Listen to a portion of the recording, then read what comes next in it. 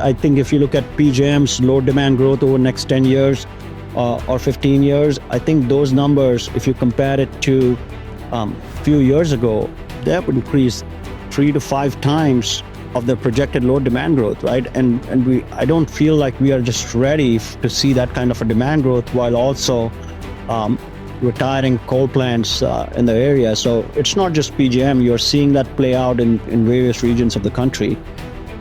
More importantly, if you think about also something that would resonate with most Americans is energy independence, right? And national security issues, right? If you think about over the past 20 years, we have invested trillions of dollars globally into renewable energy efforts, right? But we have realized only like a 2% reduction in fossil fuel uses. The use of coal has increased about 55%. Americans are capable of achieving extraordinary things when they have the freedom and opportunity to do so. This is American Potential. Welcome to the American Potential Podcast. I'm your host, David Fromm. Coal has helped people for centuries by powering industries, economies, and technological advancements. Its earliest use was during ancient times, where it was used for heating and metalwork. In the 16th century, due to population growth and deforestation, coal replaced wood as the main heat source, and during the Industrial Revolution, it powered steam engines, locomotives, factories, and steel production, and pretty much everything. With advancement in technology and innovation, today, coal is utilized in many aspects of life and not just for energy. We're talking about the history of coal because today's guest is the president of a new coal company, Core Natural Resources, which is the merger between Consol, which was established in 1864, and Arch Resources, established in 1969. We're going to talk to him about the new company, but also some myths about coal and what other industries need coal to operate. I want to welcome Mitesh Thakkar, president of Core Natural Resources, to the podcast. Welcome, Mitesh. Thank you, David, and happy to be here. Great. We're so happy for you to join us. Well, let's start off. Can you talk about the new company Core and tell us like how it's going and how it came about? Sure. So as you probably know, on January 14th, two leading coal companies, Consol Energy and Arch Resources, brought together their storied histories and formed Core Natural Resources, which is an industry leader with a combined asset base and best-in-sector operating platforms that are anchored really around very high-quality, low-cost, long-lived coal mining assets. We have about 5,000 plus employees and operations in 6 different states with customers in 5 continents. We have about 12 million tons of metallurgical coal capacity, kind of coal that's used in steelmaking, and we export 25 million tons of coal annually. Overall, we have around 11 major coal mining complexes, and we have 2 East Coast terminals, one in Baltimore, one in Virginia. If you think about just from a pure public market perspective, the combined company is going to be one of the largest in terms of market capitalization and non-government owned pure play coal company. We're going to be the largest North American coal exporter. And as I said, we sell coal over 5 different continents. So we are very excited about it. The company is focused on supporting the global infrastructure build out, as you can imagine, including roads, bridges, ports, power plants, buildings, and factories. Our customers will have broad access to 7 core offerings, including low-wall metallurgical coal, to crossover metallurgical coal, high-wall coals, as well as industrial and power generation coal, which you typically see.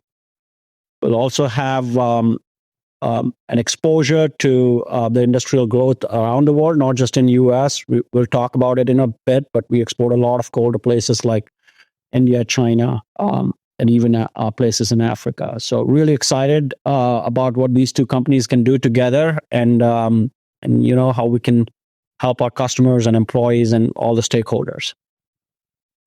Well, so you had 5,000 employees. Yes. That's a lot of responsibility, and I think that's fabulous. Where are they concentrated? So a majority of our operations are in eastern United States. If you think about Southwest PA, West Virginia, some of our major mines are located there. But as I mentioned, we have a port in Maryland. We have an ownership interest in a port in Virginia. We also have mining assets and longwall mine in the western region.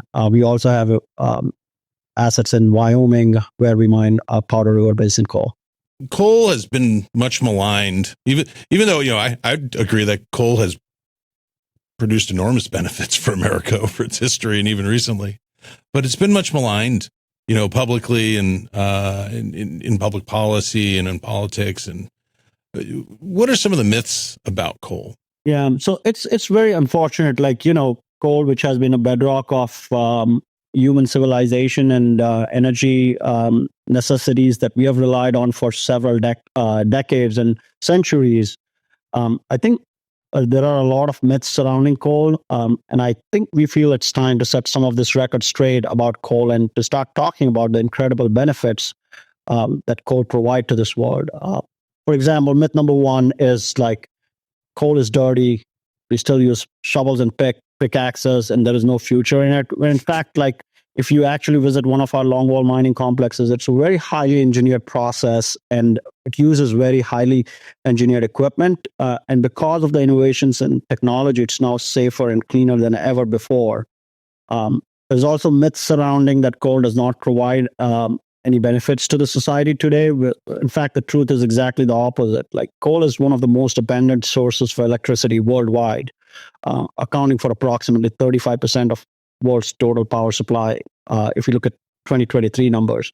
And deprived of coal is a major source of affordable electricity. I mean, developing countries will struggle to rise out of poverty and improve their quality of life. Just as a statistic, there are about 700 plus million people in the world still without access to electricity, and the need for abundant, affordable coal still remains very self-evident.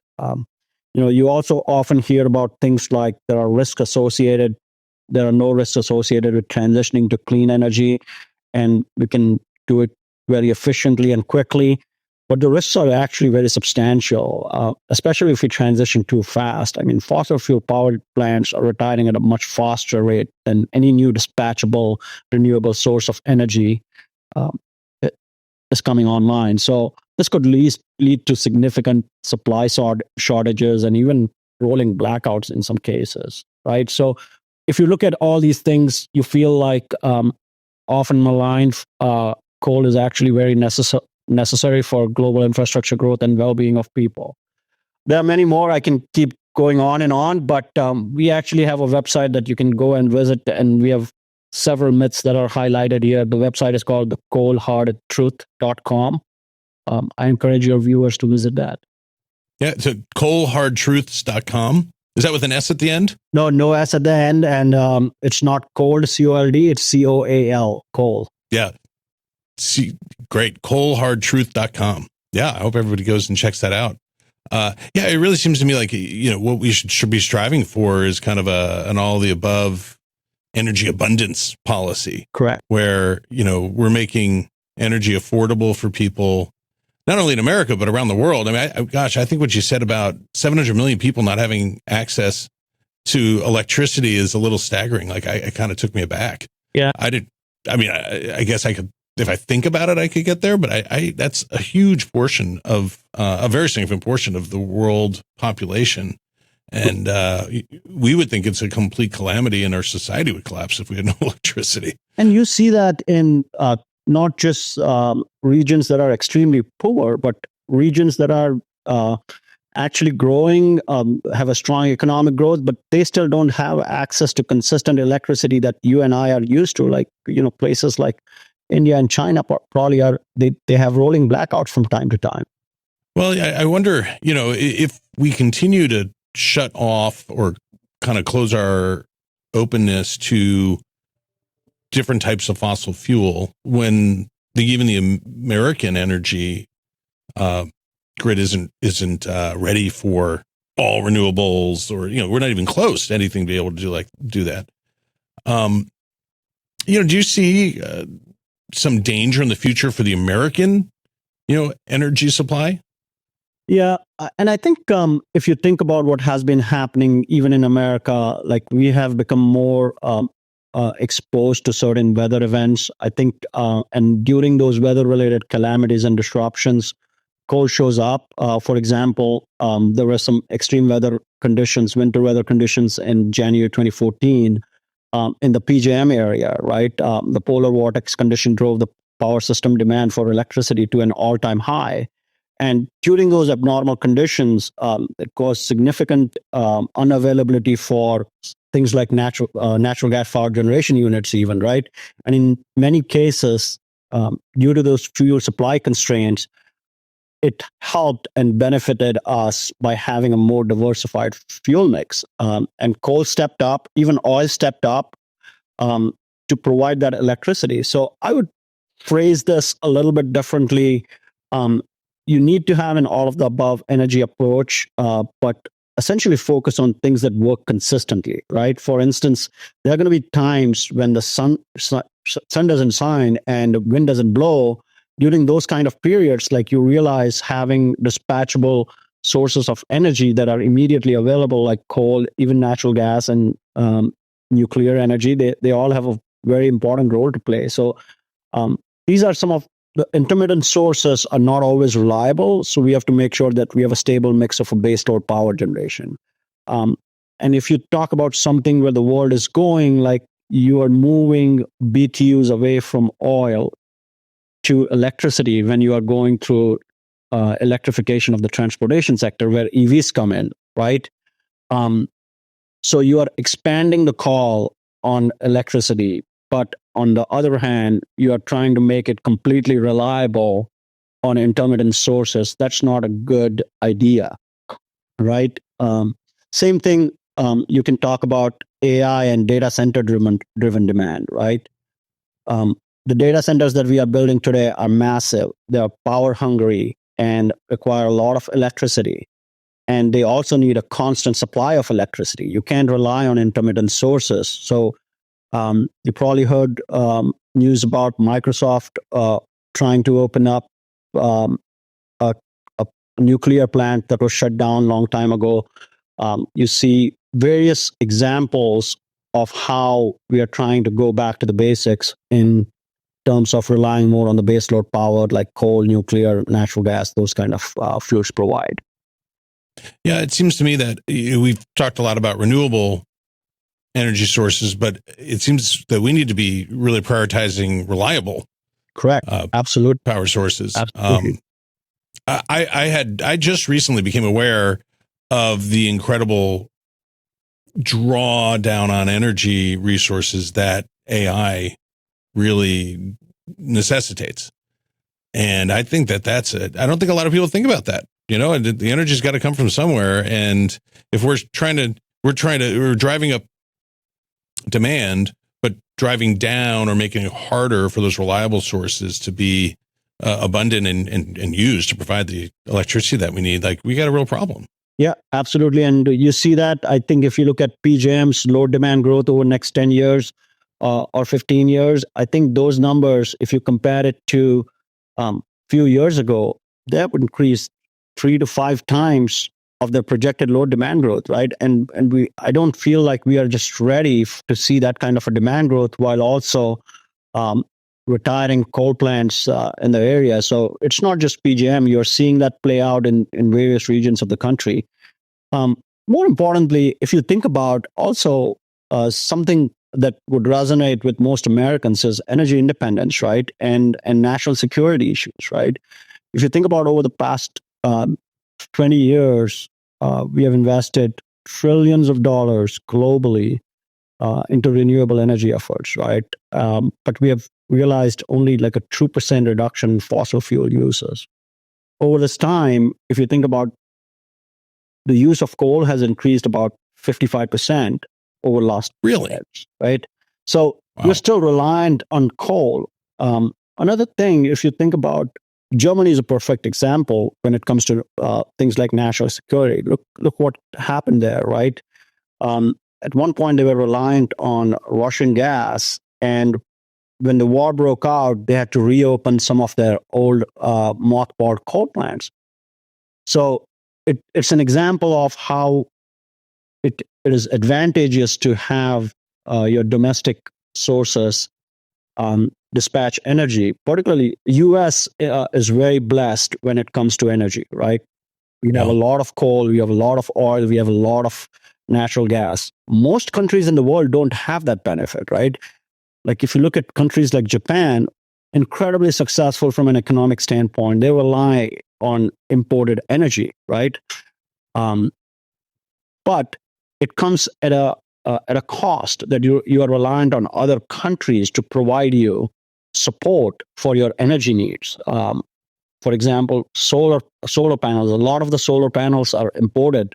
Like I don't understand why we would give up our energy independence when we have so much natural resource in the country to other countries. Yeah, it seems like a big advantage that the U.S. has over Absolutely almost all other countries. I mean, we have a lot of oil, we have a lot of coal, we have a lot of natural gas. Yeah, we definitely should be exporting. And we do. Like I'll tell you, we have our Pennsylvania mining complex, which produces around 25, 26 million tons of coal a year. A lot of that coal goes into the export market. I would say 15, 16 million tons of it goes into the export market. And when you go, you're mining coal in Pennsylvania that gets used in places like India and China. China uses it for steelmaking. India uses it for cement manufacturing, right? You wonder, why are we not using our own coal to produce things in US, right? And that would be hugely positive from an economic growth standpoint as well.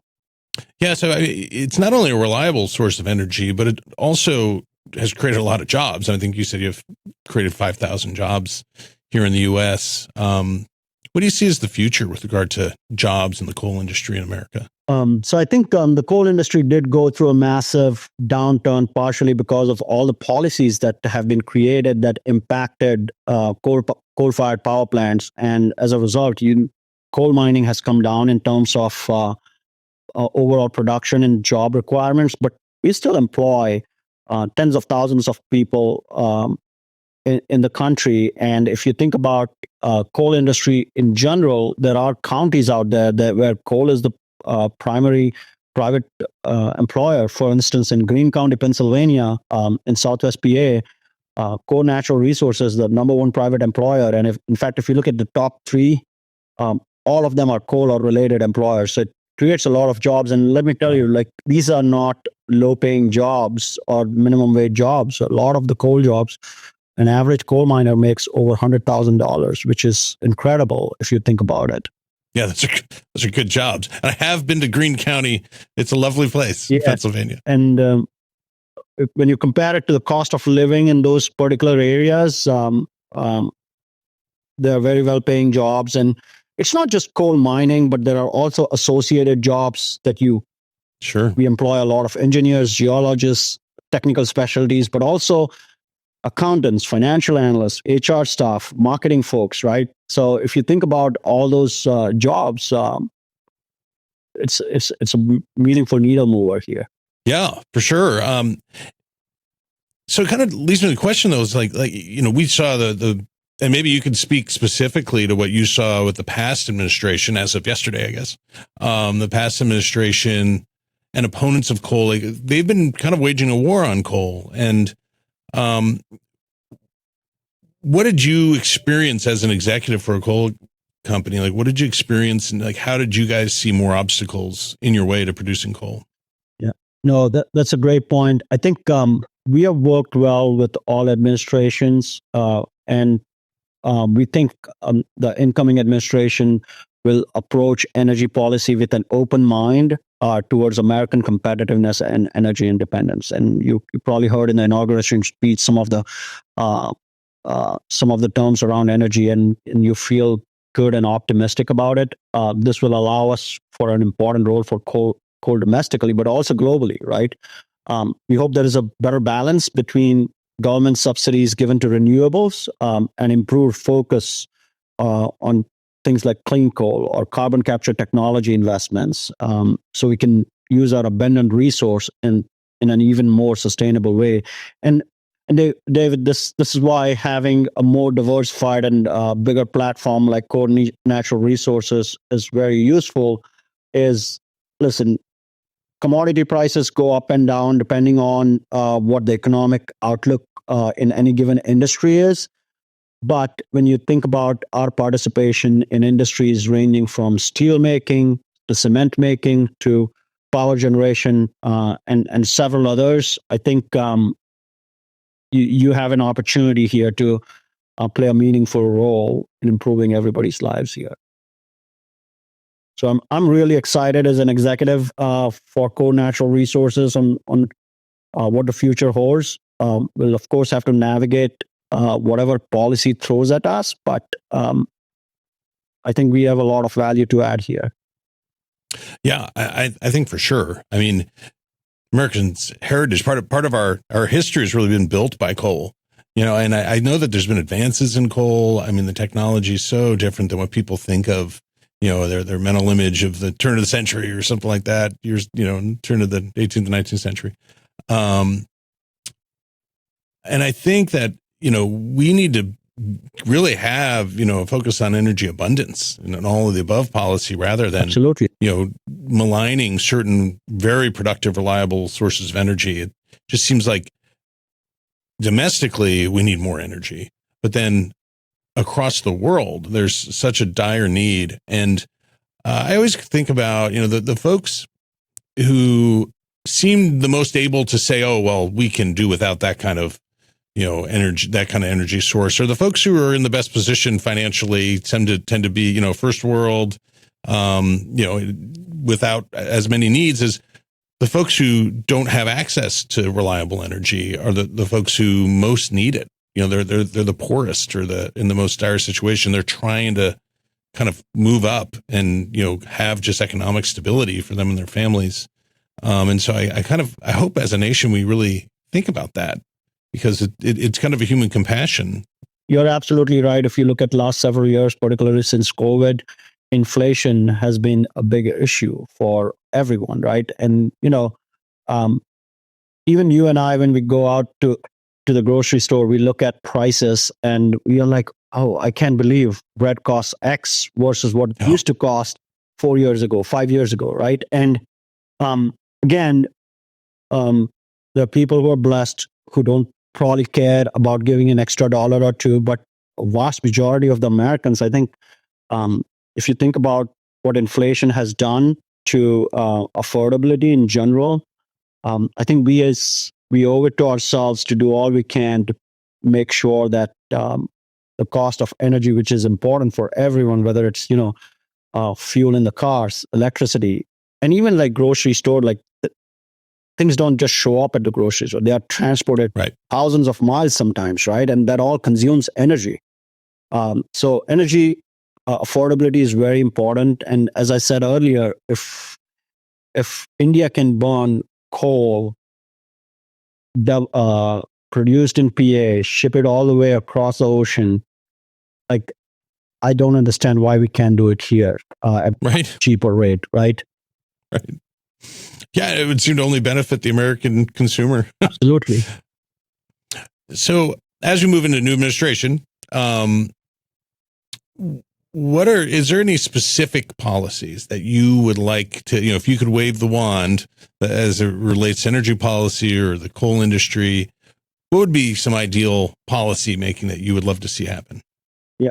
So, there are several policies that we would look for to have support from the administration, right? But one very important one is we have to stop this bleed of power plants being shut down, right? Like coal plants are shutting down even as we speak here in terms of based on policies that were set in the past administration with respect to Clean Power 2.0 or whatever else, right? We need these energy sources, and with the demand growth that we are seeing on the electric vehicle side, as well as data centers and AI technologies, and if manufacturing comes back to US, I think we are going to need a lot of electricity, right? And it makes no sense in retiring some of this coal plants that has been happening over the last several years. So one of the policy initiatives could be to stop the bleed in terms of coal power plant retirements that would allow us to burn coal here domestically, right? And then, rejuvenating manufacturing, right? We need to build probably more steel mills, more factories. That is not just going to help coal, it will help everybody, right? It will help all Americans. Yeah, I think that's a great prescription for hopefully what we'll see in the next 4 years. Absolutely. Well, I want to thank you. You've been a great partner to our team, our AFP team in Pennsylvania. I know that you've participated in some programming that we've put on and to help kind of inform folks in the Commonwealth about, what coal does and what, a better energy policy can look like. So we've really appreciated your partnership there in Pennsylvania and then joining us here on the show. This is a great forum. We would like to carry our message as far as we can. And thank you for supporting and helping us get this message out. I think American people need to know that the affordable sources of energy that we have been ignoring in the past, and that needs to change. Yeah, it needs to change to the benefit of the American people and people around the world. So I really appreciate the work you're doing to be able to try to make that happen, day in and day out. We're excited about Core Natural Resources and the, a good new big company. So Mitesh, thank you so much for joining us today. Thank you very much, and appreciate your support. Thanks. Well, folks, liberty and freedom are easily taken for granted. Don't take it for granted. Go out there and defend liberty and freedom. Thanks for joining us. Thank you for listening to American Potential. You may listen to more stories from Americans working every day to expand freedom and opportunity in their communities by visiting AmericanPotential.com.